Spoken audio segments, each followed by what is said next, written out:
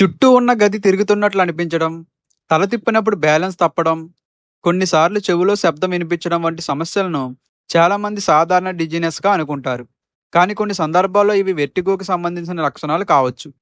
ఇలాంటి పరిస్థితుల్లో డాక్టర్ సూచించే మెడిసిన్స్లో వెర్టిన్ 8 ఎంజీ మరియు వెర్టిన్ 16 ఎంజీ ఉన్నాయి. ఇవి బెటాహిస్టిన్ అనే మెడిసిన్ కలిగి ఉంటాయి. ముఖ్యంగా వెర్టిగో, టినిటస్ మరియు హియరింగ్ రిలేటెడ్ సిమ్టమ్స్లో ఉపయోగిస్తారు. బెటాహిస్టిన్ ఒక హిస్టమైన్ ఎనలాగ్. ఇది ఇన్నర్ ఇయర్లో బ్లడ్ ఫ్లో మరియు ప్రెజర్ రెగ్యులేషన్పై ప్రభావం చూపుతుంది.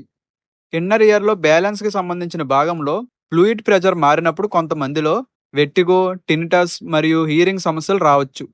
బెటాహిస్టిన్ ఈ ఇన్నర్ ఇయర్ సిస్టంలో సర్క్యులేషన్ను ప్రభావితం చేయడం ద్వారా వెర్టిగో సిమ్టమ్స్ను తగ్గించడానికి సహాయపడుతుంది. ఇది వెంటనే తల తిరగడం ఆపేసే సాధారణ పెయిన్ కిల్లర్ లేదా ఎమర్జెన్సీ మెడిసిన్ కాదు.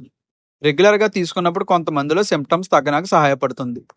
యూజెస్: వెర్టిగో అంటే చుట్టూ ఉన్నది తిరుగుతున్నట్లు లేదా మనమే తిరుగుతున్నట్టు అనిపించే సమస్యలో ఉపయోగిస్తారు. మేనియర్స్ డిసీజ్లో వచ్చే వెర్టిగో అటాక్ను తగ్గించడానికి ఉపయోగిస్తారు. చెవిలో టినిటస్ అంటే రింగింగ్ లేదా బజ్జింగ్ సౌండ్ ఉండే కొన్ని పరిస్థితుల్లో ఉపయోగించవచ్చు. మేనియర్స్ డిసీజ్తో సంబంధం ఉన్న హియరింగ్ సిమ్టమ్స్లో కూడా డాక్టర్ సూచించవచ్చు. అయితే ప్రతి తల తిరుగుడుకు వెర్టిగో అవసరం లేదు. Low BP, dehydration, anaemia, blood sugar changes, year problems లేదా ఇతర న్యూరోలాజికల్ కాజెస్ వల్ల కూడా డిజీనెస్ రావచ్చు. కాబట్టి కారణాన్ని గుర్తించడం ముఖ్యం.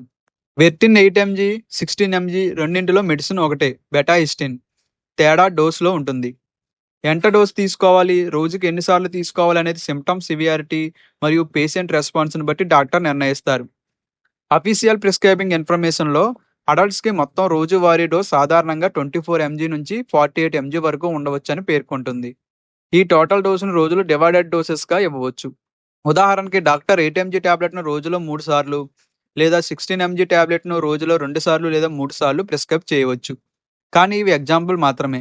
మీకు ఇదే డోస్ అని స్వయంగా నిర్ణయించుకోకండి. ట్యాబ్లెట్ను భోజనంతో లేదా భోజనం తర్వాత తీసుకోవడం వల్ల స్టమక్ ఇరిటేషన్ తగ్గవచ్చు. సైడ్ ఎఫెక్ట్స్: వెర్టిన్తో కొంతమందికి వికారం రావచ్చు, అజీర్ణం లేదా స్టమక్ డిస్కంఫర్ట్ రావచ్చు, కడుపుబ్బరం లేదా మైల్డ్ అబ్డామినల్ డిస్కంఫర్ట్ ఉండవచ్చు, తలనొప్పి రావచ్చు, కొంతమందిలో వొమిటింగ్ లేదా ఇతర గ్యాస్ట్రో ఇంటెస్టైనల్ సిమ్టమ్స్ కూడా కనిపించవచ్చు. ఈ మెడిసిన్ను ఫుడ్తో తీసుకోవడం వల్ల స్టమక్ రిలేటెడ్ సైడ్ ఎఫెక్ట్స్ తగ్గే అవకాశం ఉంటుంది. ప్రికాషన్స్: ఆస్తమా ఉన్నవారు బెటాహిస్టిన్ తీసుకునే ముందు డాక్టర్కి తప్పకుండా చెప్పాలి. కొంతమందిలో ఆస్మా సిమ్టమ్స్పై ప్రభావం ఉండవచ్చు. పెప్టిక్ అల్సర్ లేదా స్టొమక్ అల్సర్ హిస్టరీ ఉన్నవారు కూడా డాక్టర్కు తెలియజేయాలి. ప్రెగ్నెన్సీ లేదా బ్రెస్ట్ ఫీడింగ్ సమయంలో డాక్టర్ అడ్వైజ్ లేకుండా తీసుకోకండి. యాంటీహిస్టమైన్ ట్యాబ్లెట్స్ తీసుకున్నట్లయితే డాక్టర్కు చెప్పండి. కొన్ని యాంటీహిస్టమైన్స్ బెటాహిస్టిన్ ఎఫెక్ట్ను ప్రభావితం చేయవచ్చు. ఒక స్ట్రెంత్ బదులు ఇంకో స్ట్రెంత్ స్వయంగా మార్చకండి. ఆల్టర్నేటివ్ బ్రాండ్స్: బెటావెర్ట్, వెట్టిస్టార్, వెర్బెట్. బ్రాండ్ మారేటప్పుడు బెటాహిస్టిన్ స్ట్రెంత్ తప్పకుండా చెక్ చేయాలి. వెర్టిన్ తీసుకున్న వెంటనే తల తిరగడం వెంటనే ఆగిపోవాలి అని అనుకోకండి. ఇది అండర్లయింగ్ కండిషన్ను బట్టి రెగ్యులర్ ట్రీట్మెంట్గా ఉపయోగించే మెడిసిన్. సిమ్టమ్స్ పదే పదే వస్తుంటే కారణాన్ని డయాగ్నోస్ చేయడం చాలా ముఖ్యం.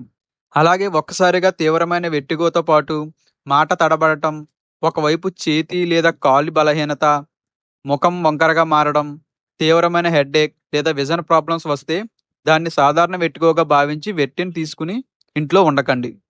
వెంటనే ఎమర్జెన్సీ మెడికల్ ఎవాల్యుయేషన్ అవసరం. ఈ వీడియో ఆరోగ్య అవగాహన కోసం మాత్రమే. మందులెప్పుడు డాక్టర్ సూచించిన విధంగానే వాడండి. ఇలాంటి మరిన్ని మెడిసిన్స్ వీడియోస్ కోసం తెలుగు మెడిసిన్స్ ఛానల్ను సబ్స్క్రైబ్ చేయండి.